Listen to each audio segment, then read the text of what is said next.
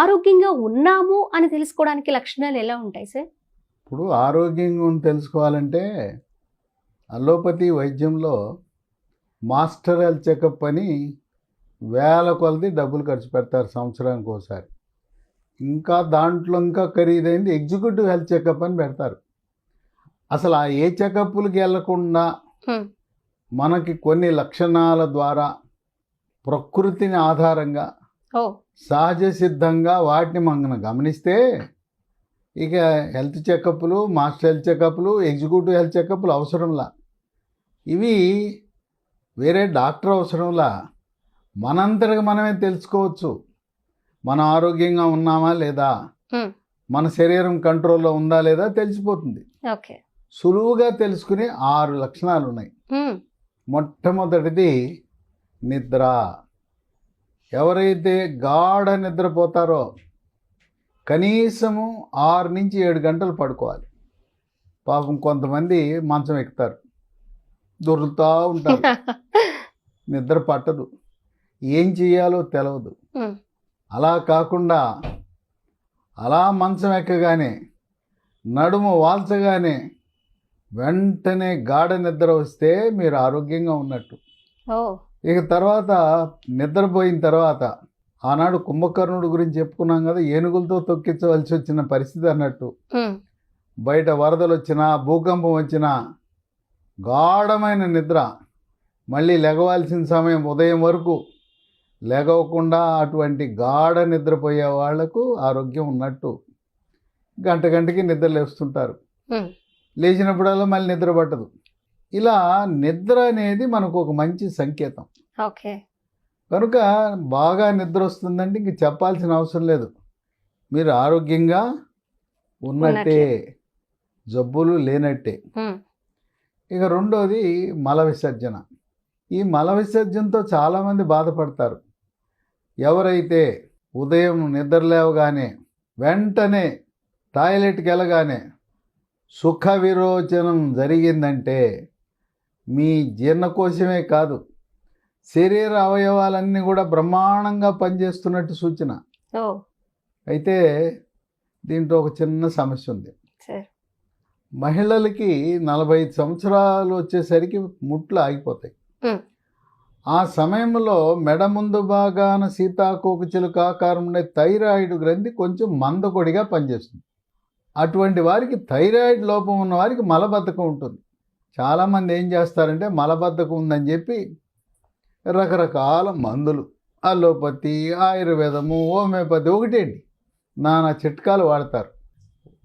ఎవరైనా దీర్ఘకాలికంగా మలబద్ధకం ఉంటే రక్తంలో T3, T4, TSH అనే రక్త పరీక్ష చేయించుకుంటే థైరాయిడ్ గ్రంథి సరిగా పనిచేస్తుందో లేదో తెలుస్తుంది. థైరాయిడ్ లోపం ఉంటే థైరాయిడ్ వాడాలి. కనుక సుఖ విరోచనము. కొంతమంది మహానుభావులు టాయిలెట్లోకి వెళ్తే గంట సేపు దాకా బయటికి రారు. ఈ సుఖ విరోచనం కాకపోవటానికి, వెళ్ళొచ్చినా కూడా ఇంకా అవ్వలేదు, పూర్తి కాలేదు, మిగిలిపోయిందనే భావన కలుగుతుంది. ఈ విరోచనం కాకపోవడానికి కొంతమంది కారణం ఏంటంటే ఇరిటబుల్ బౌల్ సిండ్రోమ్ అంటారు. మానసిక ఒత్తిడి, కుంగుబాటు, డిప్రెషన్, టెన్షన్ ఉండటం వల్ల దాని ప్రభావం జీర్ణకోశంపై పడి సుఖ విరోచనం కాదు. కొంతమందికి సాయంత్రం పూట కూడా రెండోసారి అవుతుంది. ఎక్కువగా గ్రామీణ ప్రాంతాల్లో ఉదయం ఒకసారి, రాత్రి ఒకసారి వెళ్ళే అలవాటు ఉంటుంది. తప్పులేదు, మీ శరీర తత్వాన్ని బట్టి ఒకసారి అవ్వచ్చు, 2 సార్లు అవ్వచ్చు. కానీ మన భారతదేశంలో రోజు ఒకసారి మల విసర్జన జరగటం అనేది ఆరోగ్యానికి సంకేతం. ఇక 3, కరకర కూరుకుపోయే ఆకలి. ఆకలి లేని వాడికి జబ్బు ఏదో ఉంది. ఆకలి నశించిందంటే వాళ్ళకి ఏ టీబీనో లేదా 40 ఏళ్ళు దాటితే క్యాన్సరో ఉందని అనుమానం కలగాలి. ఆకలి ఉన్న బలంగా నశించిపోయిందంటే ఏదో శరీరంలో తేడా వచ్చేసినట్టే, అనారోగ్యం పొంచి ఉన్నట్టే. తర్వాత గంటల తరబడి తింటుంటారు, నిదానంగా మెతుకులు తింటుంటారు. కరకర ఆకలి, ప్లేటు ఖాళీ అయిపోవాలి. ప్లేటు ఎంత శుభ్రంగా ఉండాలంటే ఒక మెతుకు కూడా ఉండకుండా కడిగేసినట్టు తినేస్తారు కొంతమంది. ఒక్క మెతుకు కూడా వృధా చేయకుండా శుభ్రంగా తింటారు.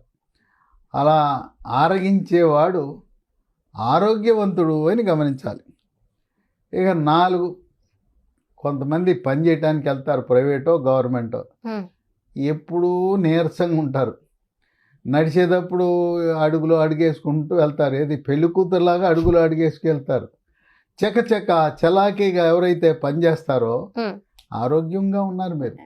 కనుక అటువంటి వాళ్ళను ఏదైనా ప్రైవేటు బహుళజాతి కంపెనీకి వెళ్తే చలాకీగా చురుకుగా ఉన్న వాళ్ళని ఉద్యోగానికి తీసుకుంటారు. కానీ మజ్జుగా ఏదో కోల్పోయినట్టుగా ఉండకూడదు. ఆ చలాకీతనమే ఆరోగ్యానికి సంకేతం. మనం పనిచేసేటప్పుడు చురుకుగా ఉండాలి. ఇక 5, ఇది ముఖ్యంగా మగవాళ్ళలో. ఈ మధ్యకాలంలో ఎవరికి చూసినా మగవాళ్ళకి బాణపొట్ట. ఈ బాణపట్టు ఉందంటే అనారోగ్యమే. మీకు బాణపట్టు ఉందంటే రేపో మాపో హార్ట్ అటాక్ పొంచి ఉందని గమనించండి. ఎలా ఉండాలి మీ దేహము? ఛాతీ వెడల్పుగా ఉండాలి, పొట్ట ఫ్లాట్గా ఉండాలి. పొట్ట 9 నెలలు వచ్చిన గర్భిణీ మహిళలాగా పొడుచుకొచ్చిందంటే ఇంకా రేపో మాపో వచ్చేస్తుంది హార్ట్ అటాక్, పక్షవాతం వస్తుందని గమనించాలి. కనుక దేహము యొక్క ఆకారాన్ని బట్టి కూడా మనం ఆరోగ్యంగా ఉన్నామా లేదా అని తెలుసుకోవచ్చు. ఇక 6వది మానసిక ఆరోగ్యం. ప్రపంచ ఆరోగ్య సంస్థ ఏం చెప్పింది? ఆరోగ్యం అంటే కేవలం భౌతిక ఆరోగ్యమే కాదు, మానసిక ఆరోగ్యం, ఆధ్యాత్మిక ఆరోగ్యం కూడా ఆరోగ్యంలో భాగమే. జబ్బులు లేనంత మాత్రాన ఆరోగ్యంగా ఉన్నట్టు కాదు. కనుక మానసికంగా ఎవరైతే దృఢంగా ఉంటారో, డిప్రెషను, కుంగుబాటు, టెన్షను ఇలాంటి సమస్యలు లేని వాళ్ళు ఆరోగ్యంగా జీవితారు. ఇప్పుడు ఈ మానసిక సమస్యలు ఉన్నవాళ్ళు ఏం చేయాలి? యోగా, ప్రాణాయామము, ధ్యానము, వ్యాయామము చేయటము ద్వారా మానసిక ఆరోగ్యాన్ని మెరుగుపరుచుకోవచ్చు. కనుక ఆధ్యాత్మిక చింతన అనేది కూడా చాలా బాగా ఉపయోగపడుతుంది. ఈ 6 లక్షణాలు గమనిస్తే మనకు తెలిసిపోతుంది మన ఆరోగ్యంగా ఉన్నామా అనారోగ్యంగా ఉన్నామా తెలిసిపోతుంది. ఆ విధంగా మనము పెద్ద పెద్ద హాస్పిటల్కి వెళ్ళి మాస్టర్ హెల్త్ చెకప్లు, ఎగ్జిక్యూటివ్ హెల్త్ చెకప్లు చేసుకోకుండానే మనల్ని ఆత్మ పరిశీలన ద్వారా మన లక్షణాలు మనం పరిశీలించుకోవడం ద్వారా మనం ఆరోగ్యంగా ఉన్నామా లేదా అని సెల్ఫ్ అసెస్మెంట్, స్వయంగా మనని అంచనా వేసుకునే అవకాశం ఉంది. ఓకే సార్, ఎంత వివరంగా చెప్పారు సార్. నిజంగా చాలామంది ఇవన్నీ అబ్జర్వ్ చేయరు.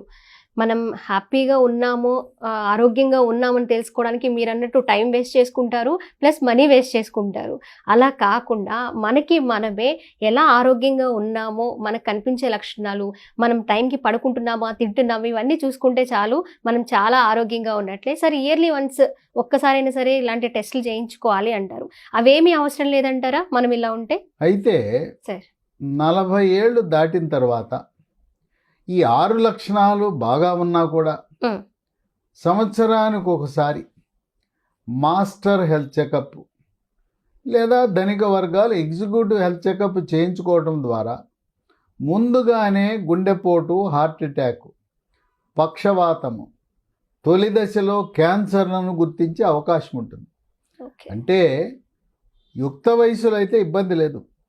నేను చెప్పిన లక్షణాలు యుక్త వయసులో ఉండేవారికి ఓకే. కానీ సిఎల్ వెంకట్రావు చెప్పాడని చెప్పి మాస్టర్ హెల్త్ చెకప్కి వెళ్లకుండా నాకు వద్దని తొలి దశలో క్యాన్సర్లు, తొలి దశలో ముందస్తుగానే గుండె జబ్బులు, పక్షవాతాలను మనం మిస్ అయ్యి ప్రాణ నష్టం కూడా జరిగే అవకాశం ఉంది. ఇవన్నీ కూడా యువకుల వరకు ఓకే. ఇవన్నీ 6 లక్షణాలు ఉన్నా కూడా మనము శాస్త్ర సాంకేతిక పరిజ్ఞానాన్ని ఉపయోగించుకుని ఆధునిక వైద్యము ద్వారా టెస్టులు చేయించడం తప్పనిసరి.